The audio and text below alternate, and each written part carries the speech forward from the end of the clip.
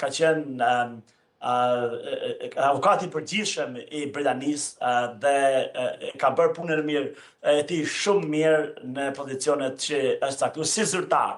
Andy Burnham çfarë shohim? Që nga momenti që është zgjedhur, e sheh në TikTok, e sheh në Facebook, e sheh në Instagram dhe nga mëngjesi deri në darkë bën video të ndryshme dhe prek temat më kryesore, më dramatike që duan qytetarët. Pra qeveritë e një pas njëshme britanike që nga referendumi për Brexit janë akuzuar nga qytetarët britanikë se janë jashtë realitetit dhe nuk jetojnë me hallet dhe problemet e qytetarëve. Çfarë shohim në Andy Burnham? Një politik që e ka zbatuar shumë mirë në Manchester dhe prandaj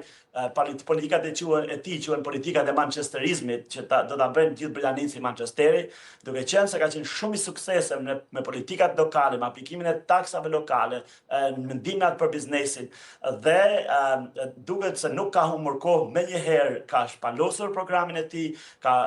paraqitur në qeveri projektet e tij dhe ka një program 10 vjeçar për të ndryshuar rrejtësisht Britaninë dhe një nga këto është përmirësimi I kushteve standardeve jetesës që janë përkeqësuar vazhdimisht që nga Brexit. Shpallja e ligjit për